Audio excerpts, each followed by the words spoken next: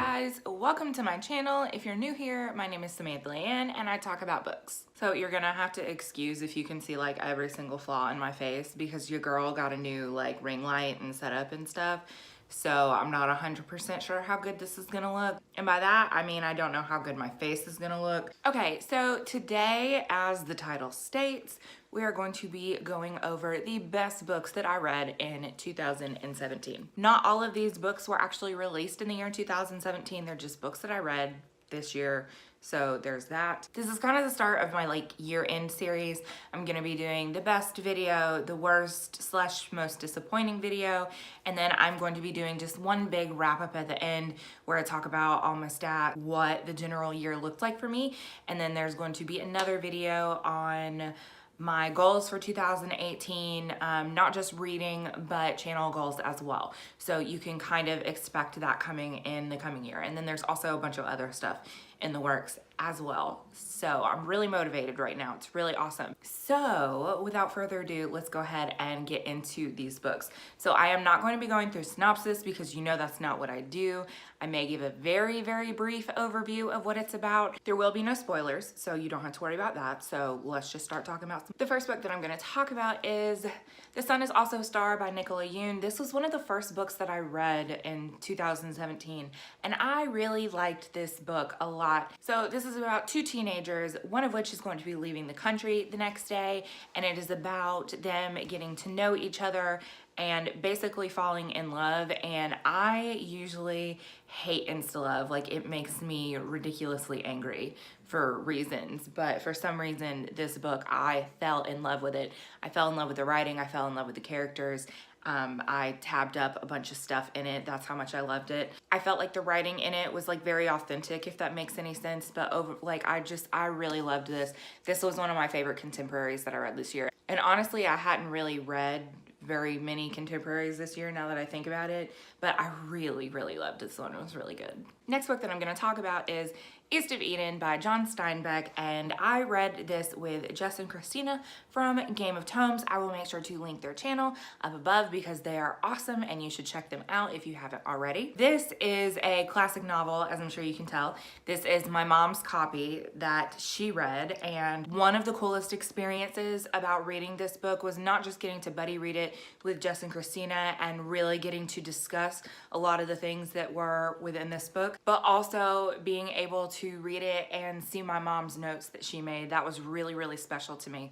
And it's funny because I talked to her about it and she didn't really remember making a lot of the notes, but now that I've tabbed it up, I kind of want to give it to her and have her reread it and you know, like kind of see the comparisons and stuff. Mom, if you're watching this, I haven't talked to you about this yet. Yeah, my mom watches my videos. But I really, really love this book, and I don't really read a lot of classics, but the writing in this is just absolutely gorgeous. You're really transported into the Salinas Valley and you're really invested in these families and in these characters.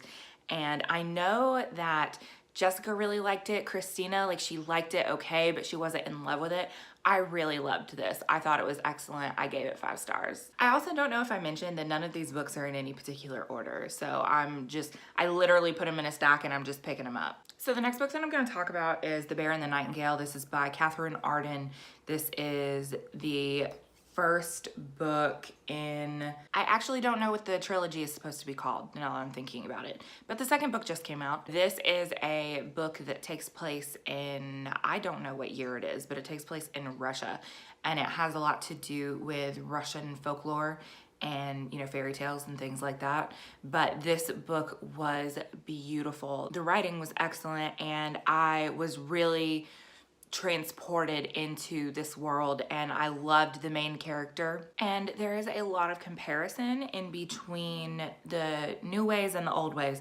The new ways being Christianity, the old ways being those old Russian folk tales. But overall, like, I just really loved this book. I love the writing. I'm really excited to get to the second book and to see what she does with the rest of the series. The next book that I'm going to talk about, and I'm sure that you're gonna see this on a bunch of people's lists because this book is fucking important, y'all, and that is The Hate U Give by Angie Thomas. She's a debut author. This book has already won a ton of awards, as it should. I'm not going to go into detail on the plot because this book is so widely talked about in booktube right now. This book is important. It is extremely relevant for the time that we live in. And one of the things that I loved about this book was there is a lot of political and social commentary on race relations, police brutality, things of that nature. For those of you that don't know, my husband is in law enforcement, and so reading this book was really important for me because it allowed me to once again see both sides of this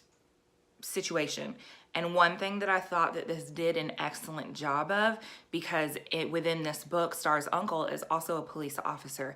And so it is not entirely one-sided. It does take a lot of different things into account. And I thought that that was really beautifully done. But again, like, this book is fucking important. Like, excuse the F-bomb dropping, but this book is important and everyone needs to read it. If I could give this book more than 5 stars, I would. And if you haven't picked this up, what are you doing with your life? Get it together.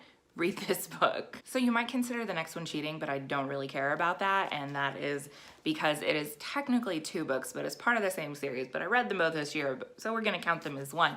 And that is the Wayward Children's trilogy. It is Every Heart a Doorway and Down Among the Sticks and Bones by Seanan McGuire. I really, really, really loved these books for a variety of reasons. Editing has allowed me to cut out the 4 times that I have tried to explain the series, and I can't do it justice, so we're just gonna read the inside flap. How about that? Children have always disappeared under the right conditions, slipping through the shadows, under a bed or at the back of a wardrobe, tumbling down rabbit holes and into old wells, and emerging somewhere else. But magical lands have little need for used-up miracle children. Nancy tumbled once, and now she's back. The things she's experienced, they change a person. The children under Miss West's care understand all too well, and each of them is seeking a way back into their own fantasy world. But Nancy's arrival marks a change at the home. There's a darkness just around each corner, and when tragedy strikes, it's up to Nancy and her newfound schoolmates to get to the heart of things, no matter the cost. So that pretty much sums it up. So in the first book, things are happening, and we meet the cast of characters, and stuff happens. And that's all I can really say. But the writing is beautiful. And again, it is a super short book, but I loved it so much. And then we get to Down Among the Sticks and Bones, where we actually focus on 2 of the characters from Every Heart a Doorway and what their experience was like before they came to the home. I almost feel like I liked this one a little bit better than Every Heart a Doorway, even though both of them were fantastic. So there was a lot of commentary in this about how parents really shape their children. You know, kind of the whole like nature versus nurture thing. There's a lot of commentary about that in here, and I just really loved that about it. But I absolutely loved both of these books. The 3rd book in this series comes out, I believe, in January, and I have it already pre-ordered, and I'm really, really excited to read it. So if you haven't read this, they're super short. There's no reason that you shouldn't read them. So the next book that I'm going to talk about is Homegoing by Yajasi, and this book is absolutely amazing. So it's a multi-generational story. It's following 2 sisters, and one went in one direction and the other went in the other direction. And I read this on ebook format before I forget to say that. It follows these 2 family lines, and we see how the original circumstances of the 2 original characters have predetermined the path of the rest of this family. And because it crosses different generations, it crosses, you know, multiple decades, and so there are a lot of events that are touched on in here. So, you know, you're talking about African slavery, you're talking about American slavery, you're talking about after slavery in America and the Great Migration and the Harlem Renaissance. And the writing was amazing. And the way that everything just pulled together at the end was absolutely beautifully done. It's a book that I know that I'm gonna wanna reread because there are so many nuances and so many references to different things throughout the different chapters of the different characters. And I know that there are probably aspects of that that I missed, and so I wanna go back through and reread that, but it is absolutely beautiful. The next book that I'm going to talk about is Exit West. This is by Mohsin Hamid. This is a 2017 release, and it seemed as though people fell into one of 2 categories. They either really loved it or they really didn't. I fell into the really loved it category. This book is less than 250 pages, and the level of emotion that the author is able to make you feel within 250 pages is unreal. There is a element of magical realism within this book that I absolutely loved. You have your two main characters, Nadia and Saeed, and it is about their relationship and how their relationship is affected as the country that they live in falls into war and they are forced to immigrate, what the cost of immigration is, not just from a monetary standpoint, but from a familial standpoint and a cultural standpoint as well.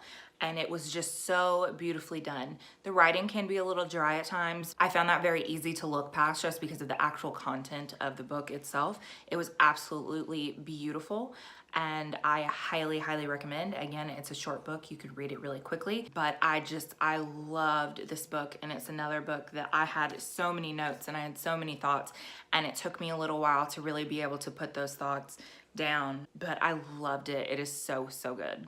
And the next book that I'm going to talk about is Byrd Box by Josh Malerman. This book was so good. I attempted to read several thrillers this year and all of them just totally fell flat for me, with the exception of this one. Thriller slash horror, you're dealing with this entity, nobody knows what it is. They just know that all of a sudden if it is something that you see, and then after you see it, you kind of lose your mind. And so these people are forced to learn how to live their lives not seeing as they're going outdoors. This book is told from two different timelines. There's the original, or the first timeline, where we meet Mallory, our main character, and what she is about to do. And then there's a second timeline where it's recounting the events that led us to the present day. I could not put this book down. I read it in 2 sittings. I was sitting on the couch one night reading, and it was late and my husband was upstairs, so it's completely quiet downstairs. And all of a sudden my neighbor comes home and starts yelling outside of my door. He's on the phone because he's an asshole. He's yelling outside my door at 11:30, and it scared the life right out of me. That's how enthralled I was in this. It was so good. If you've been looking for a good thriller slash horror, yeah, this has definitely got some, horror elements to it. But if you've been looking for a good one and you haven't read this one yet, you need to pick this one up. This is also being adapted into a Netflix movie, I believe, starring Sandra Bullock, and I am so excited for that. I am cautiously optimistic, I guess, because they could either super fuck it up or it could be something super awesome. So we'll just have to see how it goes. But I absolutely loved this. Awesome, awesome book. And the next book that I am going to talk about is The 7 Husbands of Evelyn Hugo. This is by Taylor Jenkins Reid. This is kind of a historical fiction, kind of like a contemporary. But I just finished this book yesterday, and oh my God, I loved this book so much. It was so good. Usually I'm really good at guessing reveals. It's not really a twist, I guess, but just the way that everything tied together at the end of the book, I usually can kind of see those things coming. I was so enthralled in the writing and so enthralled in the relationships within this book that I just totally missed it. And so whenever it happened, I was like, oh my God. It was so, so, so good. The writing is really good. There's a lot of commentary in this as far as women in society and what we are expected to be. There's a lot of old Hollywood vibe, think Clark Gable and Elizabeth Taylor. That's who I kept thinking of whenever I was reading this, was Elizabeth Taylor. I just loved it so much, and I actually plan on doing a full-fledged review because I just loved it so much, and there's so many things that I want to talk about, but there are elements that I can't talk about because it would be considered spoilerish. So I'm going to be doing a half and half video review slash discussion. But I loved it so much. I gave it 5 stars, and I really wasn't expecting it to give it 5 stars. A lot of people had said that this book was really good, so I thought to myself, okay, it's gonna be good, but I'm not gonna freak out over it. No, I freaked out over it. It was so, so good. Really, really loved it. Really good. And the very last book that I'm going to talk about today is The Long Way to a Small Angry Planet by Becky Chambers. I loved this book so much. This is a book that is extremely character driven. It is science fiction, and it had been so long since I had read science fiction that I wasn't sure how I was gonna feel about it. However, the way that this book is done, you're reading along and things are happening and it's fine, and then all of a sudden things are happening and you're like, oh my gosh, I really care about these characters. Like I said, it is extremely character driven. The writing itself is beautiful. You know, there's a lot of social commentary there about race relations and the LGBT community and things of that nature. And I actually did do a full review on this book, which I will link above if you are so interested. But it is such an excellent book. The second book in the series, which follows a couple of the characters from this book, called Closed and Common Orbit, was also released this year. And I did really enjoy that one, but it just wasn't as good as Long Way to a Small Angry Planet. It is definitely, like I said, that the books that I've talked about today, they weren't in any particular order, but I feel like this is probably like within the top 3 if I was gonna pick 3, because it's just absolutely amazing. I loved this book. It was so good.